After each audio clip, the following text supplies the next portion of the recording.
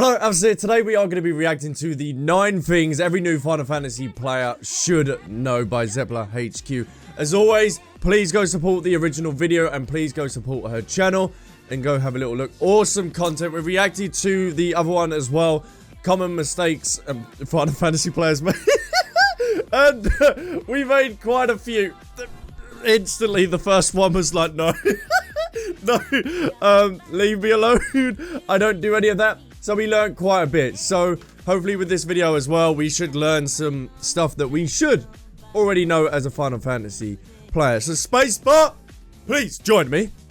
And we will have a little look what we need to learn or what we should already know. You decided to try Final Fantasy XIV. You've heard Crystal is addictive, but you're ready to get hooked. Good call. Already. We're already hooked. Already. And welcome. But you might feel like you fell down a rabbit hole with how complex the game systems can be. That's okay. But here's some basic stuff that every new player should know. It should help one way or the other. The main... Oh, yeah, like that was smooth. That was smooth. That was smooth. And using your limit break in a dungeon when you're not supposed to.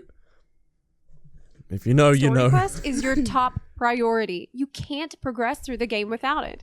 There's a little box to help you keep track of it, and it has a special icon.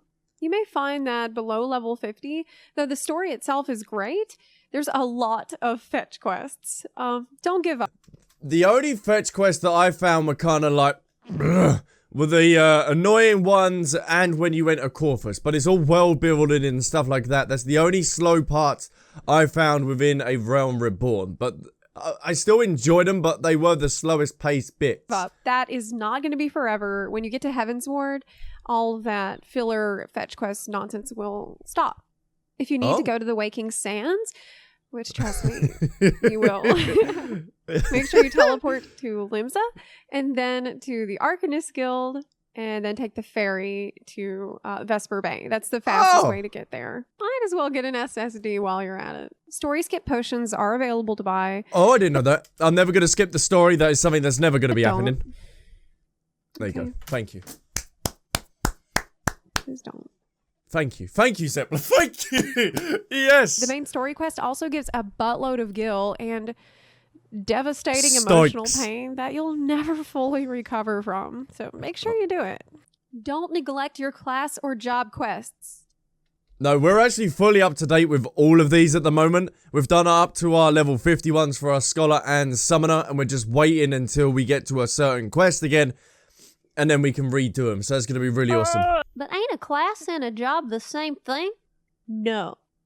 You see, the starting classes are capped at level 30. They're training wheels, Fisher-Price versions of the real jobs. Much like in real life, when you reach 30, you're expected to go out and get a big boy job. Think of the base classes like training schools for how to handle your job as a weapon. Not all jobs have these training schools or base class requirements. You can just unlock them when you get to a certain level. Like Dark Knight like those and red stuff like mages, that. They'll take anyone. Check out this chart to see if you're leveling the right class for the job you want. You can play all classes. And so Blue Mage, Dark Knight, Archer, Samurai, Red Mage, Gun, and Dancer, they don't need no base classes. Okay, this is cool. This is cool. So the Dark Knight, I can't wait for the Dark Knight. All jobs on the same character and switch freely between them. So if you picked the wrong class for the job you want, or you decide you don't like the class you started as, it's no big deal. Your starting class mostly determines what city-state you'll be in for the first 15 levels. Actually, you gain the ability to unlock other classes at level 10. But since you can't go to another city-state until level 15, you'll be limited to the class trainers that live in your city-state until level 15. We've tried Gridania and Limsa Laminza as our starting areas. If you started with a different city-state, then y'all will be separated until level 15.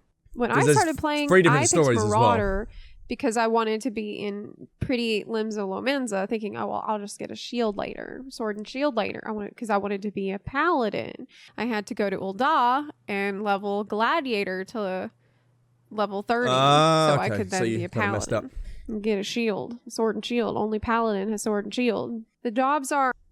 Really? Oh, so the Dark Knight has a big, strong greatsword. I can't wait. Oh, I do want to try all the different classes the game has to offer at some point, but I don't think I'm ever going to have the time. There's so many. And with the Endwalker bringing out another, what, 2 or 3? We got Reaper and also Sage, so there's 2. Get it correct.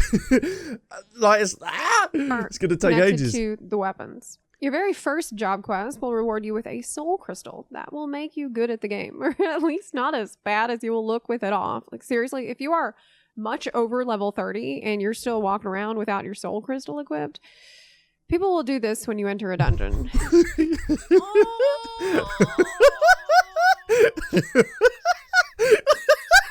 That has happened to some people as well.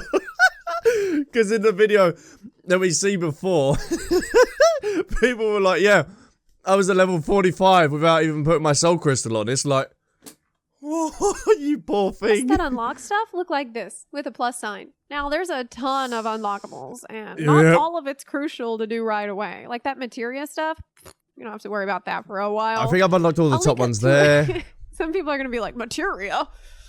Oh, very important. So I'll link to We a haven't list used any of materia yet either. all the unlockable quests and stuff in the description box below. So you can look through the features available at your level and decide for yourself what you want to unlock. I'd suggest the ones that say dungeon access and trial access, so you can get your duty roulettes unlocked. I'll put a link about that too. In the you get a little minion as well. You want to get Chocobo Companion access at level 20 because he's a mount, so he will let you. And it's mandatory that you have to do that quest now in order to complete the ending of A Realm Reborn as well, I do believe. Get around the world quicker. And he'll help you in combat. So he'll be there for you through chicken thin. Right. Sorry. I'm loving these there's puns. the esthetician, hairstyles, glamour, Oh, yep, got that one. transmog, Oof. people from other games, Yes. and dye Yes. systems. So that's obvious.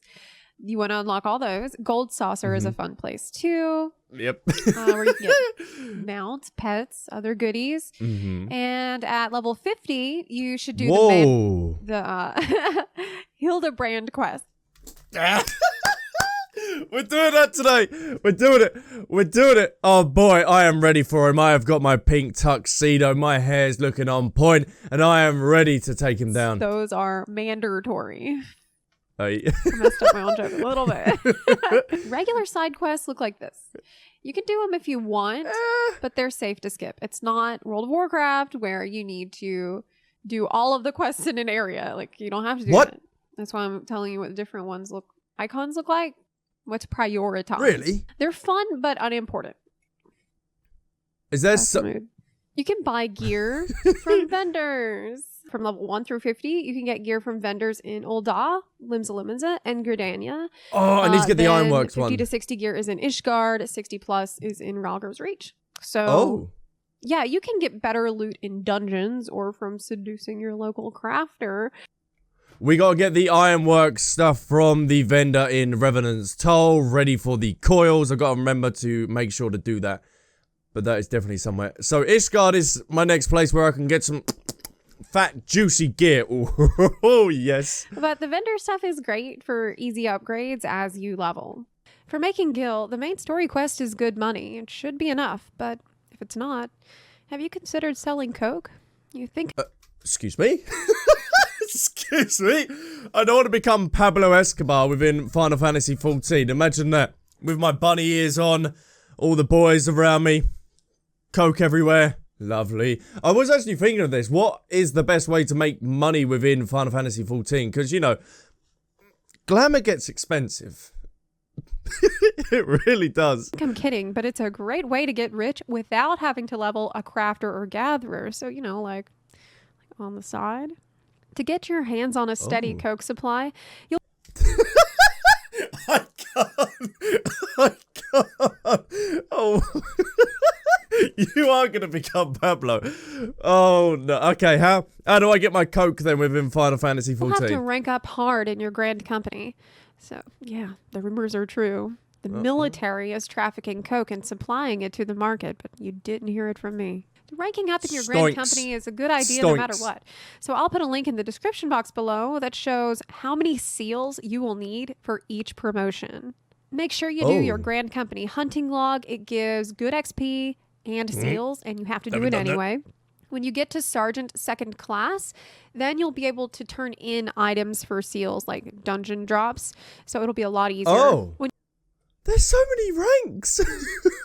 I think I'm still level 1.